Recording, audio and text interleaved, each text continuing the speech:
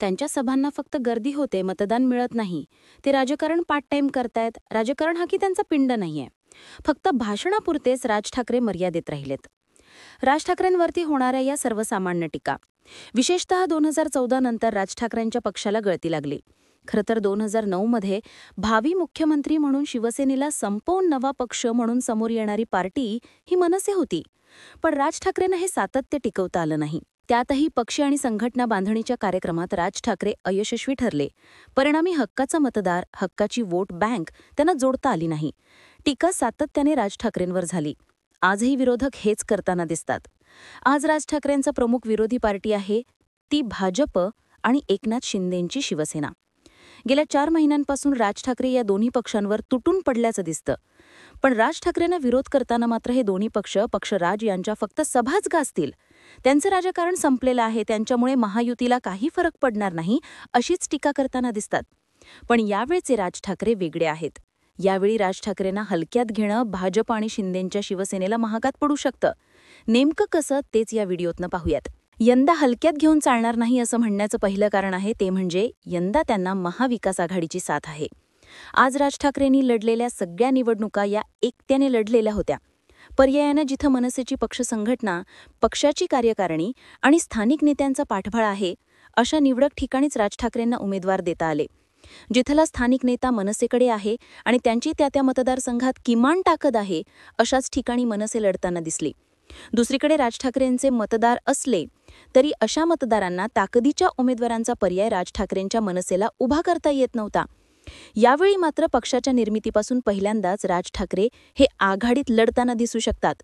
पर्यायानं मनसेचा जो काही थोडाफार वोट शेअर असेल तो पहिल्यांदा अधिकृतपणे महाविकास आघाडीकडे ट्रान्सफर होताना दिसू शकतो. आणि हीच गोष्ट महाविकास आघाडीच्या पातळीवर देखील घडताना दिसून येईल. मनसेचे उमेदवार हे आजवर आघाडी आणि युतीच्या उमेदवारांच्या कचाट्यात सापडत होते. यावेळी मात्र थेट महाविकास आघाडीसोबत असल्याने महाविकास आघाडीच्या कार्यकर्त्यांचं, त्यांच्या यंत्रणेचा पाठबळ मनसेच्या मागे उभं राहताना दिसून येऊ शकतं. याचा फायदा पहिल्यांदा मनसेच्या उमेदवारांना होताना दिसेल. आता या गोष्टींचा किती इम्पॅक्ट होऊ शकतो हे समजून घेण्यासाठी काही प्रॅक्टिकल उदाहरणं आपल्याला पाहायला हवीत. जसं की पुण्याशेजारचा खडकवासला मतदारसंघ. या मतदारसंघातला काही भाग शहरात येतो तर काही भाग जिल्हा परिषदेत. इथं कधी काळी रमेश वांजळे निवडून आले होते. इथे रमेश वांजळेंना मांडणारी वोट बँक मनसेच्या सोबत आहे, तर विरोधात पवारांच्या राष्ट्रवादीचे दोडके आणि भाजपचे भीमराव तापकीर आहेत.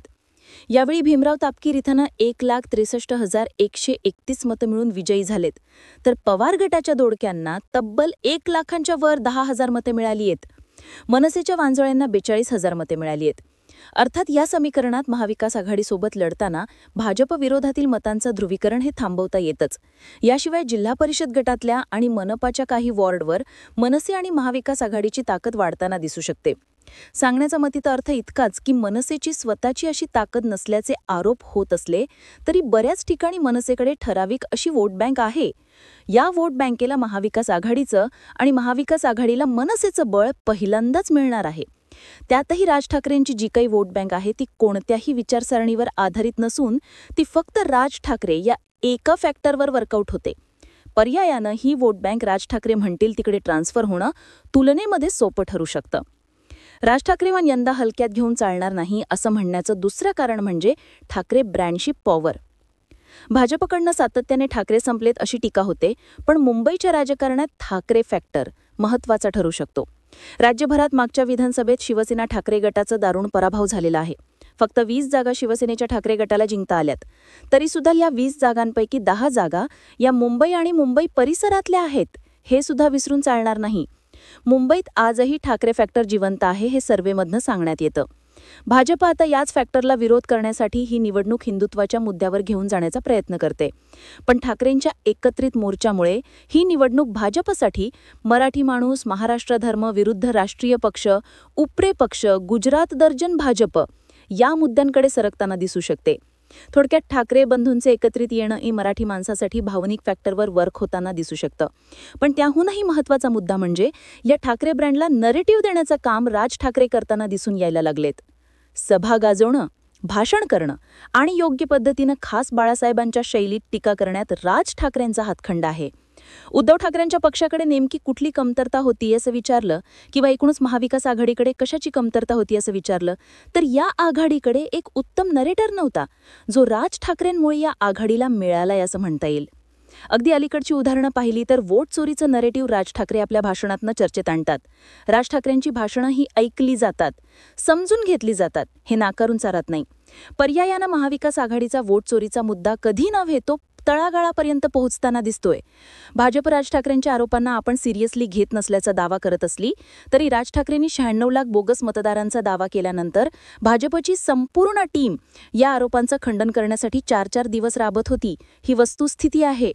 थोडक्यात निवडणुकीच्या मैदानात मुद्दे ड्राईव्ह करायचे असतात, विरोधकांना आपल्या मैदानावर आणायचं असतं.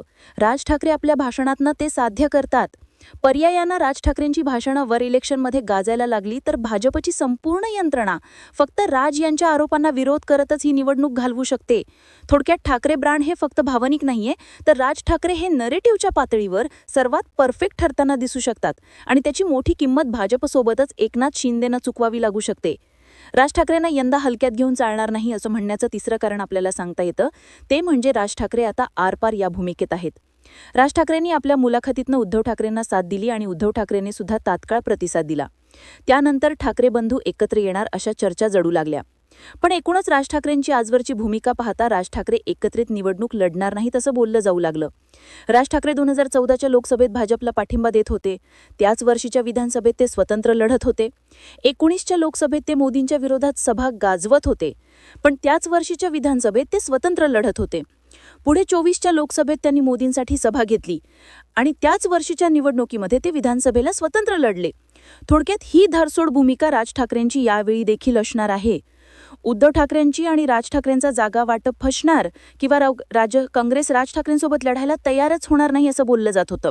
पण जसजशा स्थानिक स्वराज्य संस्थांच्या निवडणुका जवळ येतात तसजसं उद्धव आणि राज यांचं चांगलंच जमतंय अशा चर्चा होताना दिसतात. त्याचं महत्त्वाचं कारण म्हणजे राज ठाकरे सुद्धा या निवडणुकीत आता करो या मरो या भूमिकेत असल्याचं दिसतं. उद्धव ठाकरेंचं राजकारण संपुष्टात आलं तर एका अर्थानं ठाकरे ब्रँडच मुंबईतनं संपतो आणि ज्याचा तोटा राज ठाकरेंना सुद्धा होऊ शकतो. हे राजकारण राज यांना चांगलं समजत असल्यानं राज यांनी यावेळी उद्धव ठाकरेंना साथ द्यायचं ठरवलं असावं.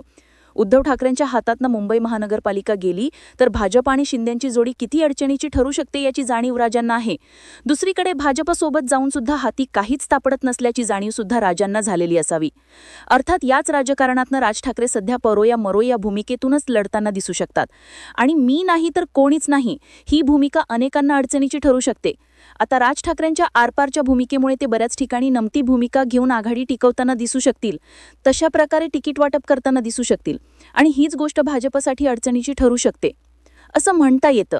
त्यामुळेच राज ठाकरेंना दर इलेक्शनमध्ये हलक्यात घेतलं जायचं तसं यावेळी मुंबई महानगरपालिकेसाठी करून चालणार नाही असं म्हणता येतं. तुम्हाला काय वाटतं? राज ठाकरेंचा फॅक्टर मुंबई इलेक्शनमध्ये गेम चेंजर ठरेल का? तुमचं मत आणि प्रतिक्रिया आम्हाला कमेंट बॉक्समध्ये लिहून नक्की कळवा आणि सबस्क्राईब करा.